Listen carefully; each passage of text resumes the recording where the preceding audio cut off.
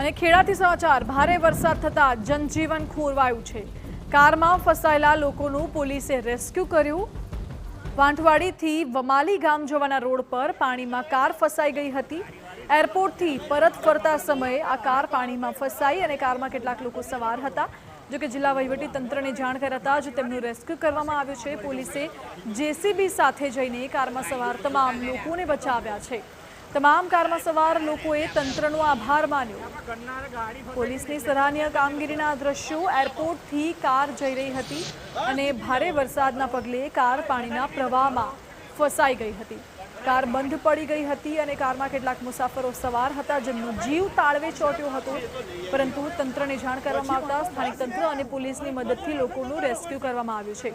Police જેસીબીની મદદથી ત્યાં પહોંચી અને જેસીબીની મદદથી તમામ લોકોનું કારમાંથી રેસ્ક્યુ કરાયું।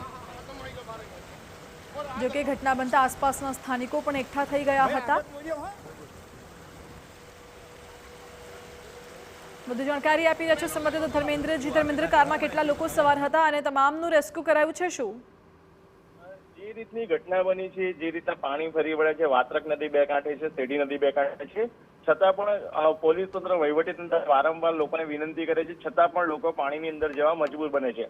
આ જ પ્રકારની ઘટના મહેમદાવાદ તાલુકાના વાંઠવાડી ગામ પાસે બની, જેની અંદર પાણીની અંદર એક કાર ફસાઈ ગઈ હતી। વાંઠવાડીથી વમાલી ગામ તરફ જવાનો જે રસ્તો છે તેમાં કાર ફસાઈ હતી।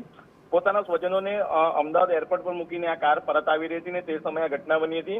જો કે સમગ્ર મામલાની મહેમદાવાદ પોલીસને જાણ થતા જેસીબી સાથે તેઓ પહોંચ્યા હતા અને જે કારની અંદર બેઠેલા 2 કરતા વધારે લોકો હતા તે તમામને સુરક્ષિત રીતે કાર સાથે બહાર કાઢે છે। જી ધર્મેન્દ્ર, આભાર આપનો। એટલે કારમાં સવાર તમામ લોકોને પોલીસે જેસીબીની મદદથી બહાર કાઢ્યા છે। એરપોર્ટથી કાર આવી રહી હતી, એ દરમિયાન કાર પાણીના પ્રચંડ પ્રવાહમાં ફસાઈ ગઈ હતી।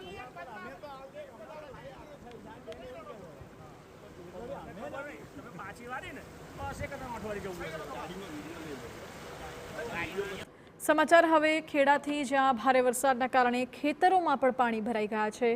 મહુડા વિસ્તારમાં આવેલા ખેતરોમાં શેઢી નદીના પાણી ફરી વળ્યા। ખેતરો તળાવ બની ગયા હોય તેવા દ્રશ્યો સામે આવ્યા। તંત્ર દ્વારા રોડ ઊંચો કરવામાં આવ્યો, છતાં પણ પાણીના નિકાલની વ્યવસ્થા નથી કરાઈ તેવો આરોપ લાગી રહ્યો છે। તમાકુ અને ડાંગરના પાકને વ્યાપક પ્રમાણમાં નુકસાન થયું હોય તેવું ખેડૂતો કહી રહ્યા છે।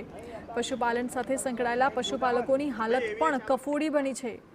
આ દ્રશ્યો જુઓ, જ્યાં ખેતરો આખા બેટમાં ફેરવાયા અને લોકોના જનજીવનને માઠી અસર પહોંચી। શેરડી નદીમાં આવેલા પૂરના કારણે નડિયાદ અને મહુધા વિધાનસભાના ગામડાઓને વ્યાપક પ્રમાણમાં નુકસાન થયું છે। જે રીતે પૂરના પાણી ફરી વળ્યા છે તેના કારણે જે ખેતરો છે તે તળાવોની અંદર પરિવર્તિત થયા હોય તે પ્રકારના દ્રશ્યો જોઈ શકાય છે। આ જે દ્રશ્યો છે તે તમાકુના જે પાકના ખેતરો હતા તેના દ્રશ્યો છે। ખૂબ વિપુલ પ્રમાણમાં શેરડી નદીનું જે પૂરનું પાણી છે તે ખેતરોની અંદર ફરી વળ્યું છે। ગુઠણ સમાણા પાણી ભરાઈ જવાને કારણે જે તમાકુનો પાક વાવેલો હતો તેને વ્યાપક પ્રમાણમાં નુકસાન થયું છે। સાથે સાથે વાત કરવામાં આવે તો જે પશુપાલક લોકો છે તે પણ ભારે મુશ્કેલીનો સામનો કરી રહ્યા છે। કયા પ્રકારની મુશ્કેલી આ પૂર આવવાથી પડી રહી છે? પૂર આવવાથી સાહેબ મુશ્કેલી એટલી છે કે પાણી અત્યારે ભરી ગયું છે બધે, બરોબર। હવે ઢોર ઢાક તો કંઈ ઊભું રહેવાની જગ્યા છે નહીં। બીજા નંબરમાં ડેરીઓ બંધ, દૂધ લઈને તમે જઈ ના શકો, દાન લઈ ના શકો।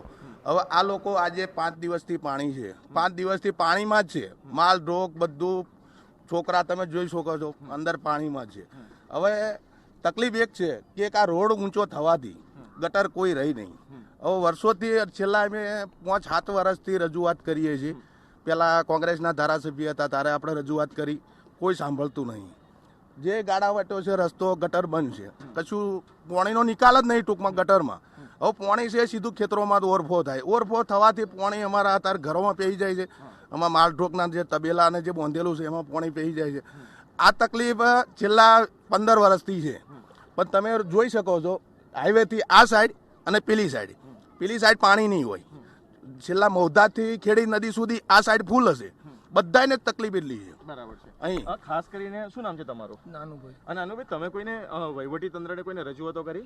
હા, વારંવાર આ રસ્તા માટેની કરેલી શું છે કરેલી રજૂઆતો? કે ભાઈ આ રસ્તાનો રોડ બન્યો ને સાહેબ, તે ઘડી અમને રેપ બનાવી આલવા નહીં આવ્યો. અમે પોતાના 10,000ના ખર્ચે આ રેપ બનાવેલો છે રોડેથી અમારા ઘરે આવવા માટે. બરાબર છે. કઠલાલ બી કરેલી છે, કલેક્ટરને બી રજૂઆત કરેલી છે કે ભાઈ અમારા રસ્તા સામું જોવો તમે.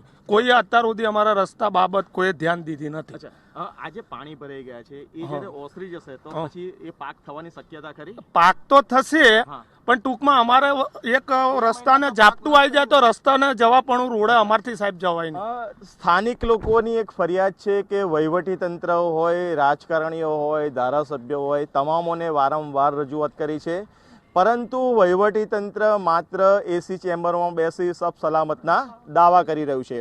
ત્યારે લોકોની એક અપેક્ષા છે વહીવટી તંત્ર પાસે કે તેમને યોગ્ય મદદ કરવામાં આવે અને આ મુશ્કેલીઓમાંથી તેમનો છુટકારો થઈ શકે. કેમેરા પર્સન મનીષ ત્રિવેદી સાથે ધર્મેન્દ્ર કપાસી, TV9 મહુધા. તો આ દ્રશ્યો આપણે જોયા જ્યાં પશુપાલકોને, ખેડૂતોને, તમાકુ અને ડાંગરના પાક પકવતા ખેડૂતોને મોટા પાયે નુકસાની વેઠવવાનો વારો આવ્યો છે, જ્યારે સ્થાનિકોની હાલત પણ કફોડી બની છે. શેરડી નદીમાં આવેલા પૂરની અસરથી માણસો તો પરેશાન થઈ ગયા છે, પરંતુ સાથે સાથે ઢોર પણ એટલા પરેશાન થઈ રહ્યા છે. અત્યારે આપ દ્રશ્યો જોઈ રહ્યા છો, જે ગાયો છે તે અત્યારે ખેતરો તરફ વળતી જોવા મળી રહી છે, પરંતુ ચારવાની કોઈ જ સગવડ અત્યારે જોવા નથી મળી રહી, કારણ કે દરેક ખેતરોની અંદર જ્યાં જુઓ ત્યાં પાણી ફરી વળ્યા છે અને તેના જ કારણે માણસોની સાથે સાથે જે પશુઓ છે તે પણ હેરાન થઈ ગયા છે. કેમેરા પર્સન મનીષ ત્રિવેદી સાથે ધર્મેન્દ્ર કપાસી, TV9 ખેડા.